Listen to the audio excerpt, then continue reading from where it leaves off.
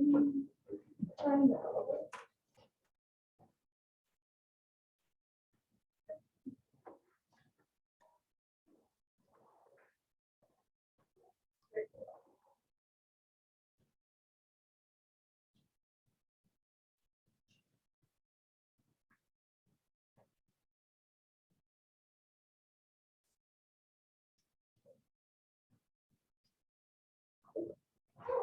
All right, let's get started. I hope you're having a good Friday. Hooray, we're at the end of another week. I know that we definitely got a lot of snow last couple of days, and that's been a little bit challenging to navigate. So appreciate folks who are on Zoom for a variety of different reasons, including the weather. Thank you for joining us. Glad to have people here face to face as well. So good to have you. Today, we're going to be getting into the last bit on what it means to make decisions and work together in a group. Particularly, we're going to focus on the ways that we can use things like group facilitation, creativity, and so on to create a really good environment for people to work together. So hope that you're looking forward to that in the ways that we talk about small group communication. Also, I will have your grades and feedback on your reflection by the end of the day today. I typically will post on Canvas. It has an attachment that just has the rubric as well as the general guidelines. I did want to go over today some general trends and things that I've noticed in reviewing and looking through your assignments so far, just to give you a head start in helping you to think through and to plan for your final assignment. Before we do that, though, I just wanted to give a quick plug with regard to a new course that's coming up in the spring. So today is the start of spring registration for many of you. So a lot of you should now be able to start to register and to slot into spring classes. If you have not been able to do so yet, you will very soon. So I just wanted to let you know that there's a new course being offered at EOU. You don't have to be a comm major to take it, but if you are interested in the topic or issue, just wanted to have on your radar that this course is coming up. So it's Communicating Health and Science, Comm 310. So this is a special topics course, but one we're going to be hopefully adding into a regular rotation. Really cool thing about this one is that if you're trying to do your general education credit, the social science credit, this fulfills that. So it's not only useful for that, but also if you're a major or minor, right, it would help toward elective credit too. So it's available for you to register for. It's Monday, Wednesday from 2 to 3:50. So all of the information and registration is available there. In this class, right, I specialize in health communication. In fact, I've published in areas including health communication, science communication, other things. It's what I do. I'm really interested in health and disability and other types of issues. So this class will be kind of cool. One thing I'm going to try to do is have us develop like a health campaign or that type of thing that you can do towards spring symposium. So we'll be doing a lot of interesting kind of cool stuff. A lot of people don't like what it means to talk to the doctor, right? So we'll talk a lot about how to think about things like patient-provider communication. If you're interested in any areas in health and science, it's probably an area to explore. So I just want to do a quick plug for this course that is coming up and post the flyer. I'll also post the flyer on Canvas. And just to remind you to register for spring courses, since that registration should be becoming available for you. If you're interested, right, I'm happy to follow up with syllabus and other information about the course as well. So just wanted to put on your radar that that course is available for you to take in the spring, should you choose to do so. So I want to start by doing a quick recap of some of the things that we went over last class. So last class, we were talking about power in decision making. So we used the Cannon-Bob-Schmidt continuum to talk about how decision making in a group will range from fully autocratic, right? The leader makes the rules, to fully participatory. People are involved in making decisions, and the leader has to follow with what people decide to do. Obviously, these different approaches have strengths and weaknesses.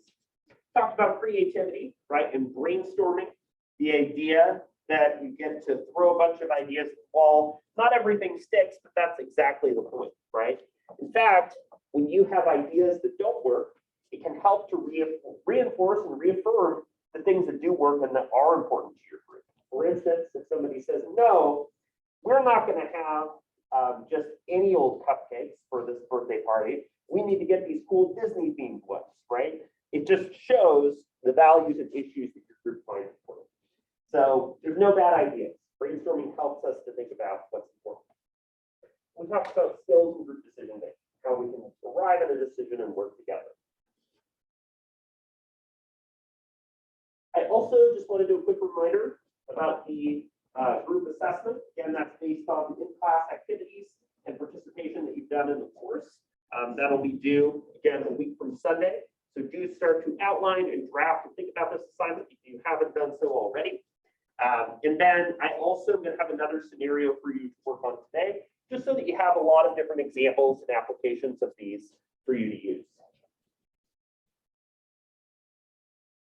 Last class, again, we talked about this continuum. On the fully autocratic side, we have it's decided that this student who has supported another team, right, and has betrayed the team will leave. We use that example to talk about fully autocratic.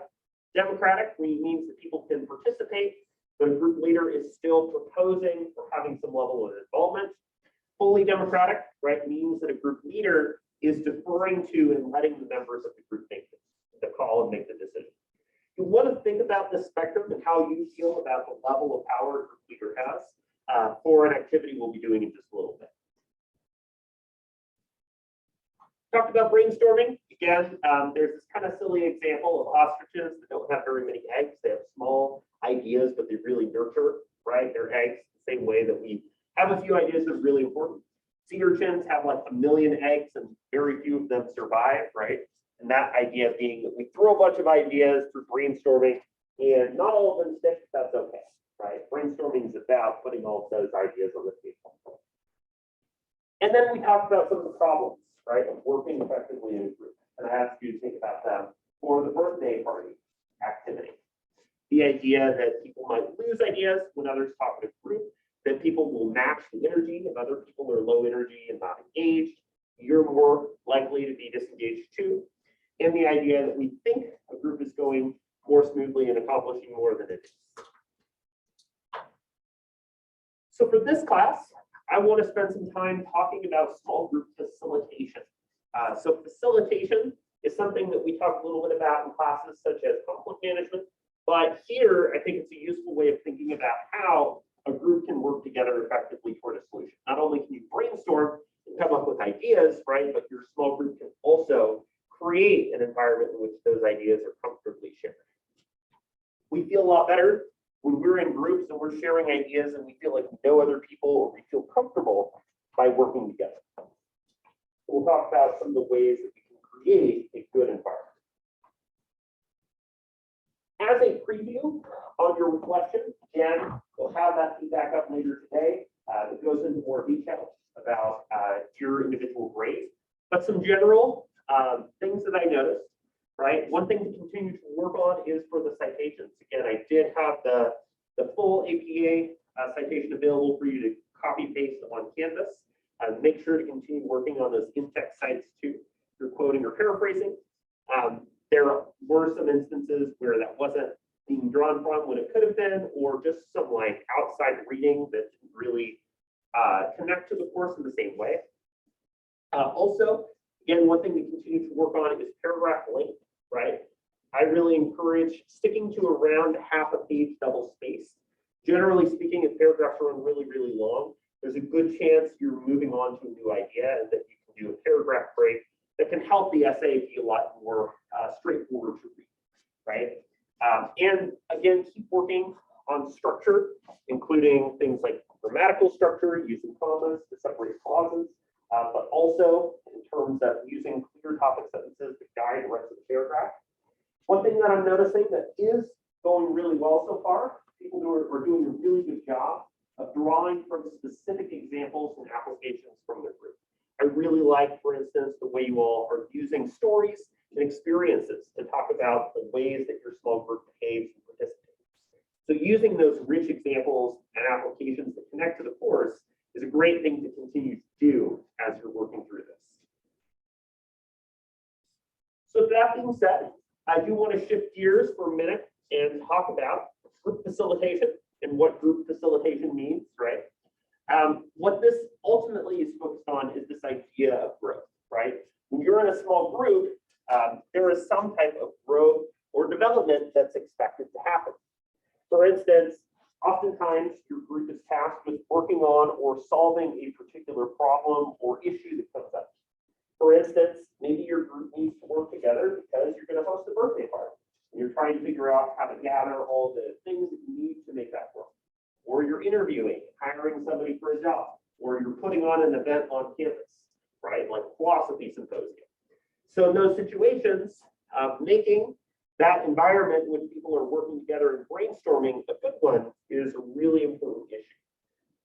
As part of that, right, you might think about the ways that communication improves. Oftentimes, we think back to things like uncertainty reduction theory. We get better as a group if we feel comfortable around each other. We feel like we're able to freely share our ideas. We feel like, yes, we have a little bit of a timeline and a deadline to get stuff done, but also that we feel empowered to be able to do so.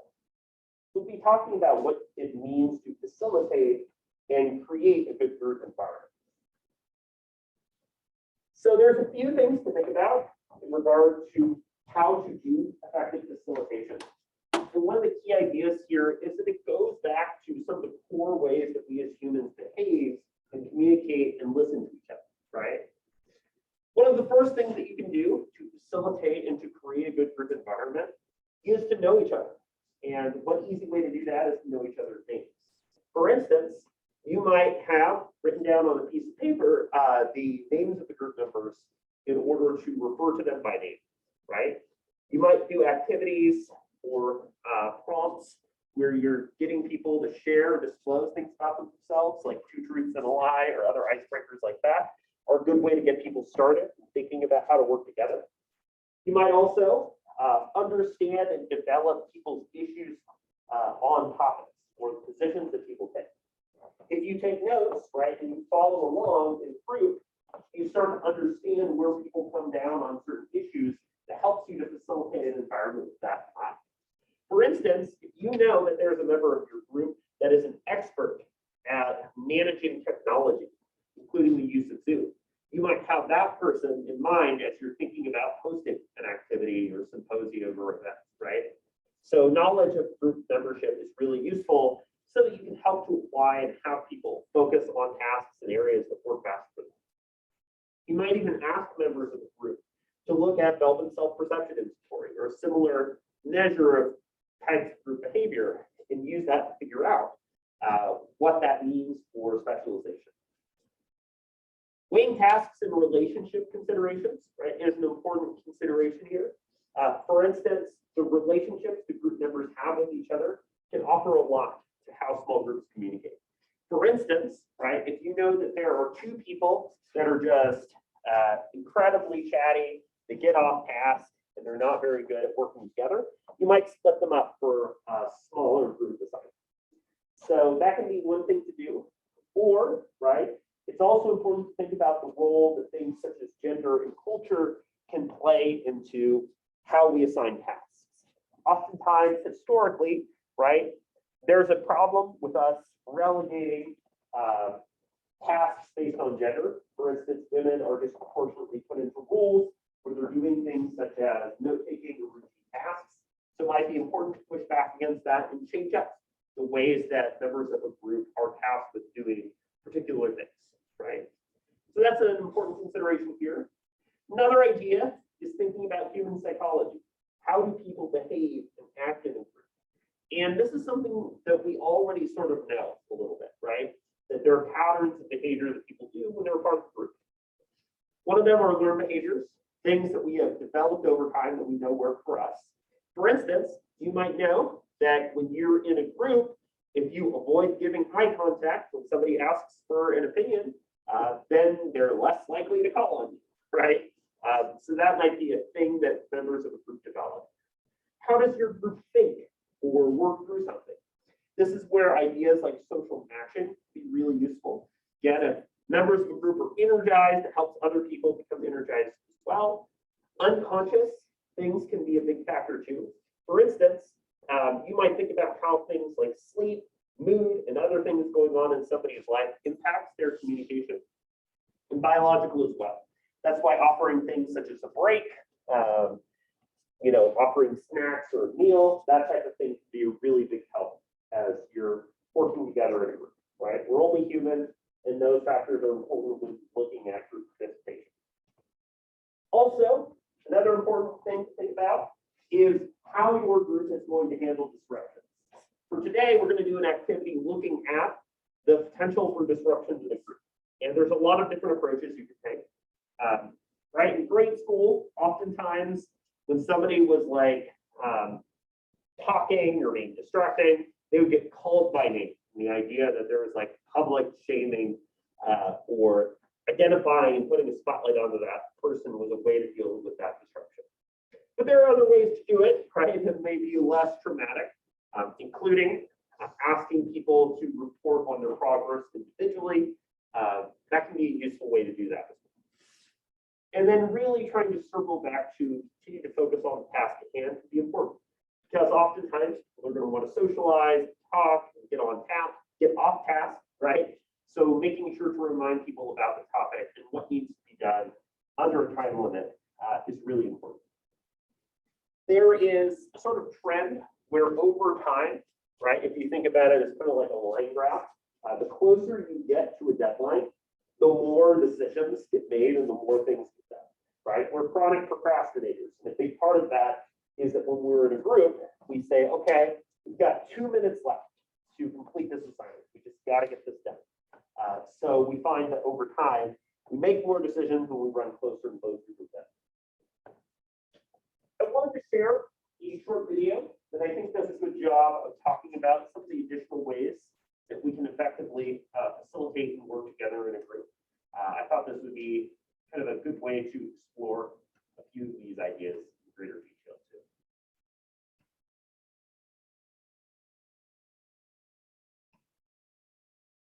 Facilitation is about making it easier for groups of people to understand each other's point of view. So sit back for a few moments and put aside responding to those urgent emails as we share some of the good stuff with you and highlight the poor practices you ought to be on the lookout for.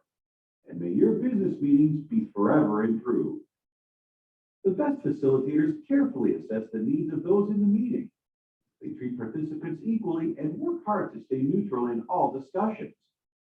A good facilitator knows how to use a wide range of process tools, but they'll have to be a story for another day, as there are just too many to review in this short video. Getting back to best practices.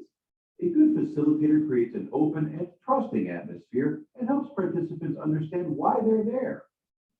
They listen intently in order to fully understand what's being said, and when speaking themselves, use simple, direct language. Good facilitators work to make participants the center of attention and take notes that accurately reflect what participants mean. Contrast this with some traits of bad facilitators. These are the things to watch out for and avoid in your own business meetings whenever possible. Poor facilitators want to be the center of attention. They don't really bother checking in with the participants and seeing whether they have any concerns. They often fail to listen and end up losing track of key ideas. They also tend to be overly passive on process and let things amble on. Ever been in a meeting like that? Why, you end up asking yourself, just what is going on here? Why are we doing all this? You raise your concern and the facilitator puts you down? Yep, right there is another trait of bad facilitators. They put people down and get defensive, often about some relatively minor process issue. Meetings run by these facilitators often end up being dominated by the team leader or some other strong voice. Poor facilitators take poor notes. Poor notes lead to poor decisions, often based on what wasn't said. In fact, poor facilitators can be so preoccupied with making their poor notes that they fail to check how the meeting is going and seem to be totally oblivious as to when to take a break. The very worst facilitators tend to push ahead with an irrelevant agenda, having no alternative approaches to offer, and criminally let discussions ramble on and on and on and on without proper closure. which is, of course, a complete waste of everybody's time. So don't go there. Good facilitators are willing to champion ideas they don't personally favor and find ways of concluding meetings on an optimistic note. In their concluding remarks, good facilitators make sure their meetings end with clear steps for the next meeting, ensuring that everybody is up to speed and understands what they have to do. So there you have it, a quick resume of the best and worst facilitator practices. Active presence offer. So I think there's a few interesting things to take away, right, from this application to group facilitation in a business context, right? One of the big ones is that when you're working in a group, if you are the person that's designed to facilitate, right, or guide the group discussion, a facilitator, right, could be somebody like a supervisor or team leader or team captain. It could also be somebody that is tasked with or assigned to be the facilitator in the group, right? One thing that good facilitators do, again, as mentioned, is not really express their opinion super strongly. If you have the power to make the decision, right, or to really guide the discussion, people are going to be turning to and looking to you on. So if you make your position on the issue really well known, then most often you're going to get people who agree with you and just choose to censor their own perspective on the topic for the sake of just listening to what you have to say and following the rules, right? That's an example of groupthink, of people, again, self-censoring. And that's especially the problem when we consider power because, again, people have an incentive not to share their real opinion if they see the group leader as the person that has an idea. So generally speaking, right, a group leader or facilitator can bring in their idea later. For instance, hey, we've heard some good ideas and perspectives. Here's where I think we should go. How do you feel? Taking good notes and following along is definitely a good part of facilitation, as mentioned, right? And one thing to think about too is modality. So a classic example, if you have worked in any sort of job, you've probably had some types of meetings, and there's, especially in business and applied settings, right, this trope of why did this have to be a meeting? Why did we have to meet here? Why couldn't this have been an email, right? So if you're tasked with leading a group or creating a meeting, you need to think about why that meeting specifically is important. Again, if people don't feel like they have goals or purpose, they're not going to participate and know what to do. So the benefit of a meeting, of course, is that people can share ideas, can brainstorm ideas, and can think about things that they couldn't independently. So make sure that the goals of that meeting are aligning with the option to participate. And again, to think about if you're using like a group text, you're using something like Zoom or a call or FaceTime, right? That's going to affect the ways that people participate and share their perspectives too. People are more likely to tune out and not participate in parts of the meeting if it's happening virtually. So we should think about some of the ways that that impacts the process too.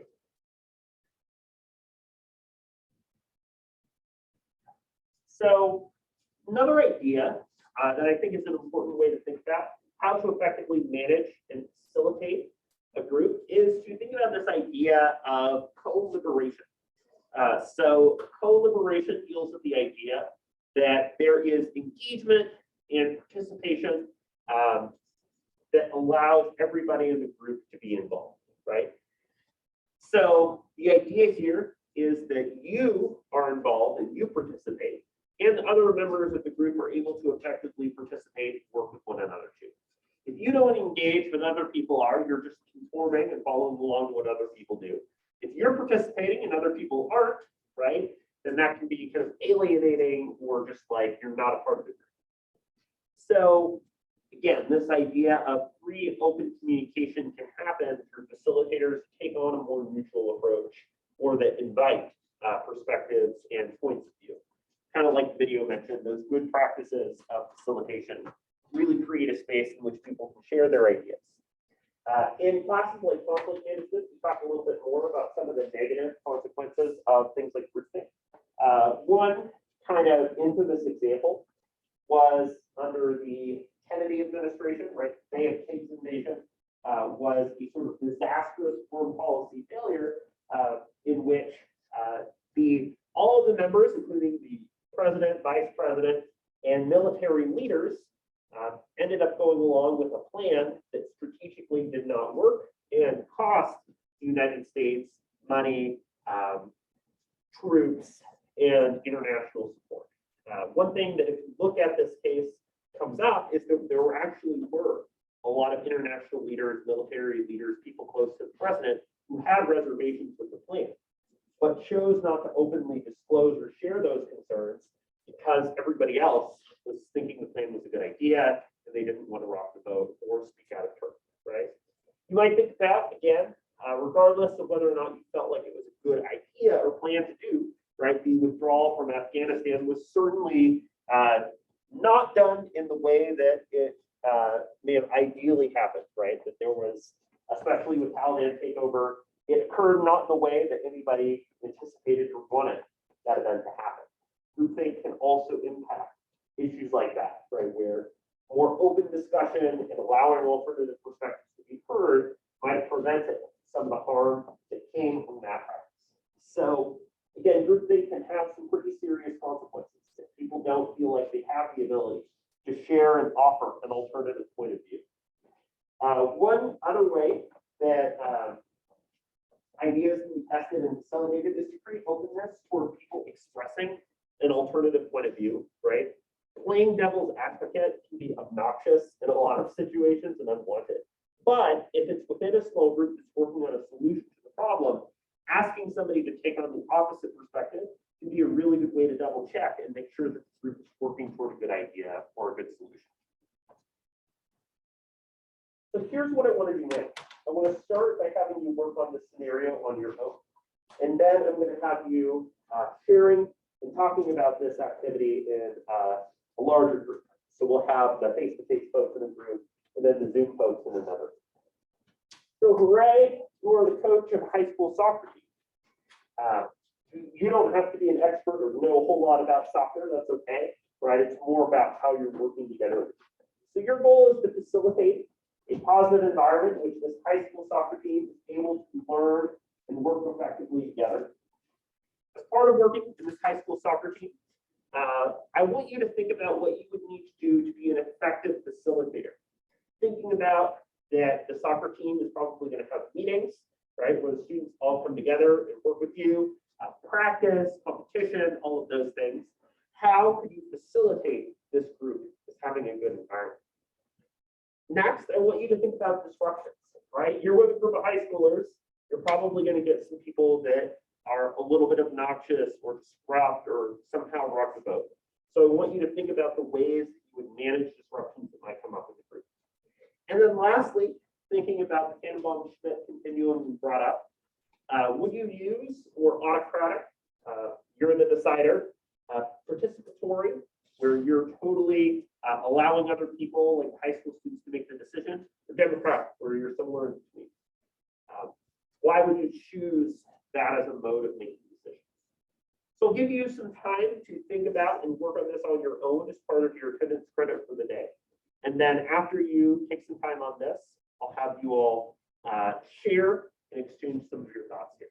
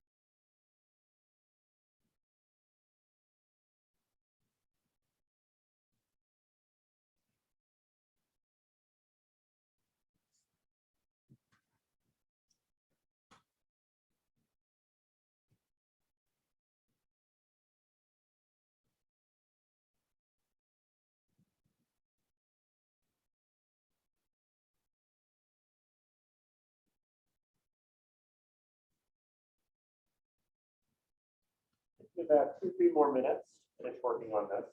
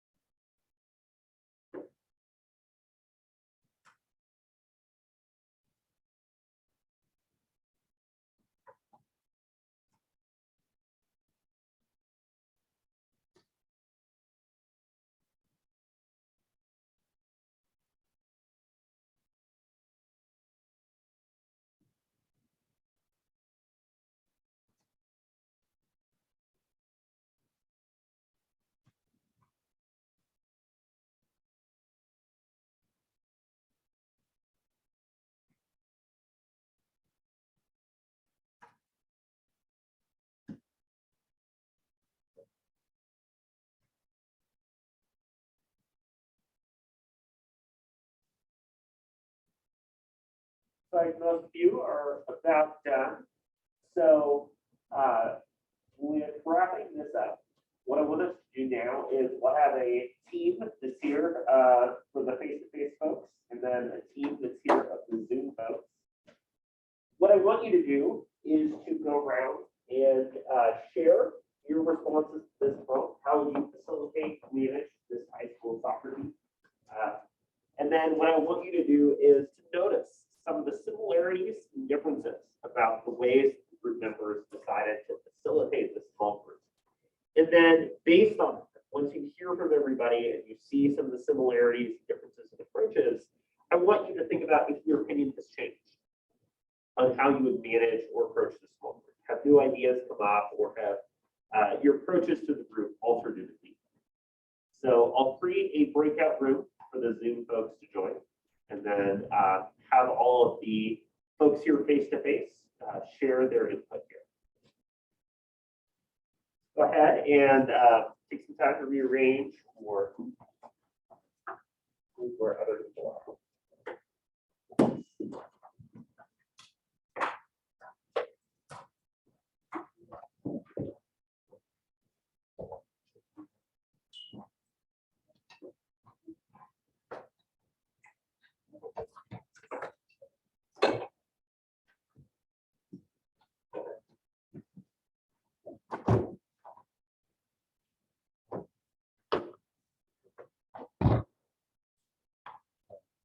I would ask them for the goals at the start of the season. I see what everyone is doing.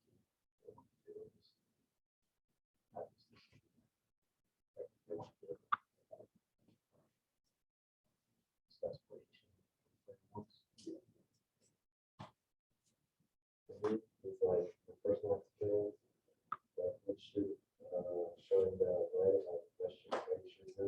Some look at season favorite players and some player like can understand why I can play and like the game going down, so like we should like showing like what kind of play like play as players.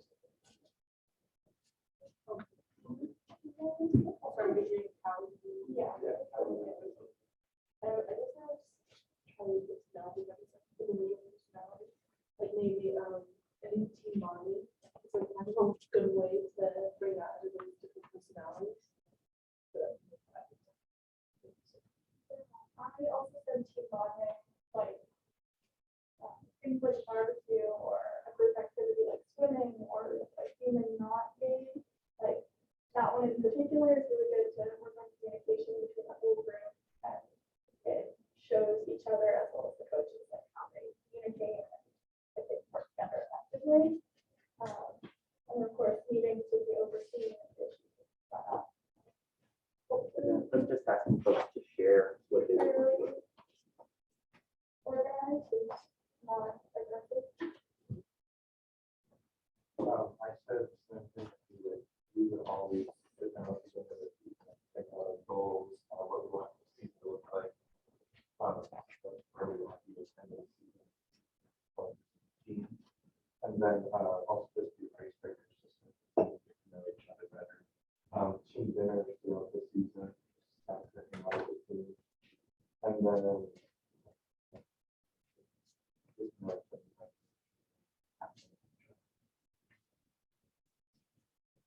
we're on the first. Okay, so. perfect. Okay, so, I said something kind of similar to a little bit I heard from you guys. Just trying to do like team dinners once a week would be good. And as well as like doing like a team huddle of like getting it about the beginning and the end of practice. Just to like, be able to like check in and talk to them. And also to go over like what we're gonna do today and just kind of reflect on practice as a whole. And yeah.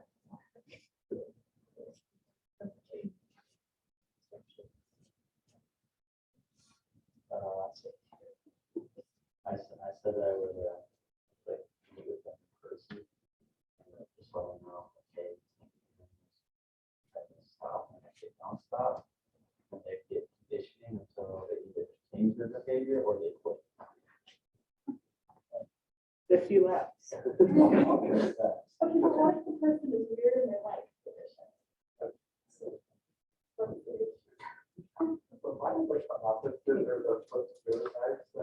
I'll condition them first, but if they're messing around that practice, whatever, fence them back, and one of the things, whatever. And then if it persists next practice, we follow the practice. And then talk to them, see what they're doing, and then like, or they're acting out there. I don't have a lot of experience with team sports. I was in an individual sport. So I just know that whenever everyone was messing around during practice, the coach would make them sit out for 5 or 10 minutes until they calmed down enough to get back into it. And if it's still an issue, they kick them out for that practice, like the whole practice. I don't really agree with that. It didn't work. It just made the kid act out more. So I talked with them one-on-one, particularly, see why they're acting out, what we can do to fix it, and then if they need help figuring out how to fix it, I come up with a plan for them and with them. Yeah. that's how we make that happen. I think I would just have a conversation with them and just basically ask them, what do they really want and they're not gonna be serious, especially if they're using that. I'm just gonna be like, what are you doing here? And they keep tapping them. They won't take it. I'll be like, bye. So weird. What? They're not gonna be making a huge difference unless they're really good. I'll take it I've said basically the same thing you guys will have first talk to them, like kind of in private. But then if it's continuing to happen, depending on the person, either it can be conditioning or sit out for a little bit, whatever would drive them more crazy. And then if it continues to happen, then I would try to help them eliminate this disruption. But then if that continues to happen. So I feel like I talked to you today, and like if they get a chance where you hang out, like maybe I'm not gonna do it again. But people work hard, they should deserve to play again. So you're not gonna like work hard, like just in the band or like that. You need to sit the bench or something like that. See, that's nice. I would just keep them on.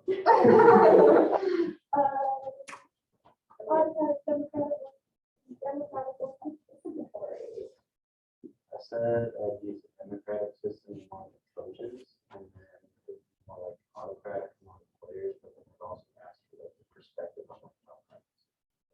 And what they need to work on individually. Okay.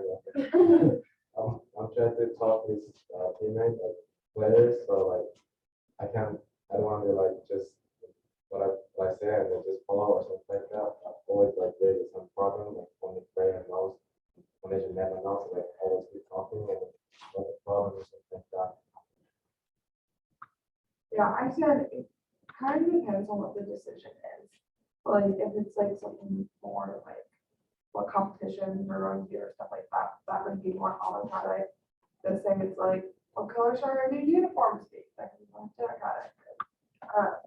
Then like if you're asking me about like, do I do this today? I can do this, like that type of stuff. I think it just depends on the decision, but all of those can be used right in different scenarios. I just said I would use democratic because I would mostly want to be in charge of the decision, but similar to what you said, like I would be open. Well, similar to, I would want to be open to like change and protect the research. Oh, okay, yeah, you're right, maybe this should change. I also say democratic for those exact reasons. I feel like the team should also come to decisions themselves and then decide, like go to the higher, the coach, and be like, hey, how would you feel if you did this instead of this? And that's definitely more democratic. But, yeah. I said democratic as well, like I bring the issue to the team and then we talk about the kind of things that will and follow what I was thinking as well. And then the team captains and I would kind of come to this together, basically two in mind. But I think that's the kind of decision.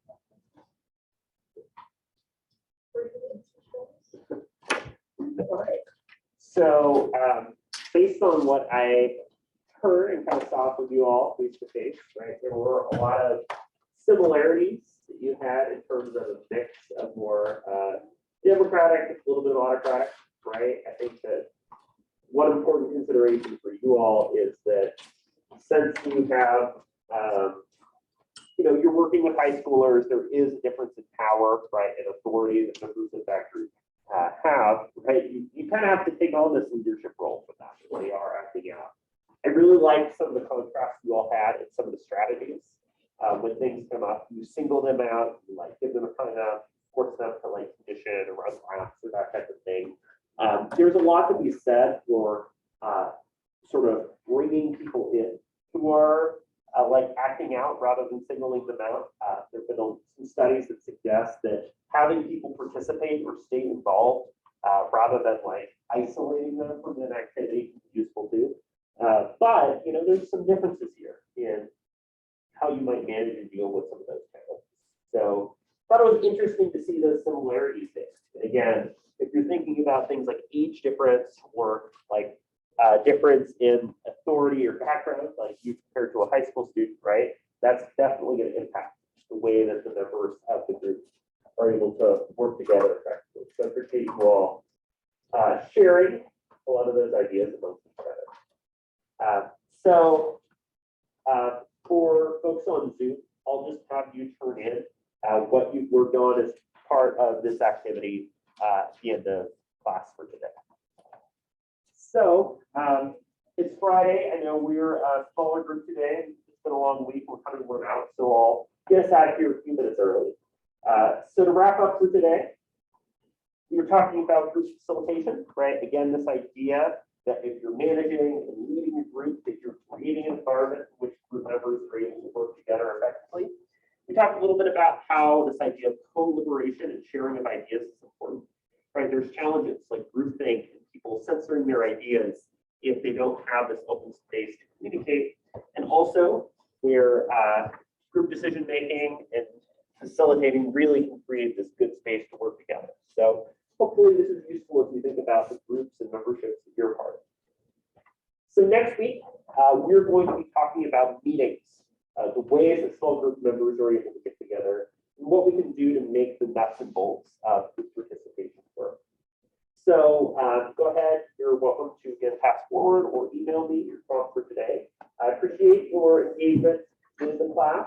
I know it's Friday, we're a small group and all of that good stuff. So I appreciate you coming in and bringing those ideas to the table. Look on Canvas for your grades and feedback by the end of the day on your reflection. And I hope you have an awesome weekend. Stay safe, and we'll see you next Sunday.